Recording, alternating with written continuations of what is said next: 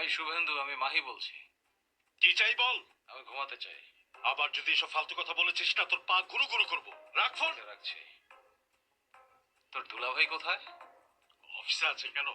ওনারও তো এটা জানা জরুরি যে তুই তার মেয়েকে আমার কাছে রেখে গিয়েছিলি আর পরের দিন সকালে চলে গেছে। ওরে পাপি, তোকে তো, তুই নরকে যাবি। সে তো আমরা সব পাপি নরকে জ্বলে মরবো শুভেন্দু। নিয়ে আয় এখন। চল। যখনই ও ঘুমিয়ে যাবে আমাকে মেসেজ করবি। ওর ফোন ল্যাপটপ থেকে কিছু না কিছু জানা যেতে পারে। জেসিকে নিয়ে কিছু না কিছু ইনফরমেশন তো অবশ্যই থাকবে, বুঝছিস না?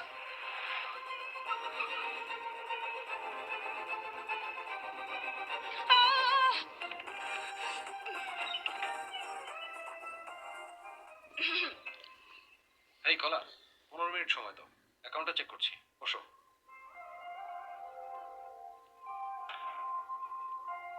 না বসে এক কাজ করো, কুকারে ভাত রান্না করে ফেলো, আর সাথে তরকারিও, তখন কথা বলবো।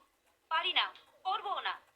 খাবার রান্না করা তো তোমাকে পারতেই হবে, অবশ্যই পারবে।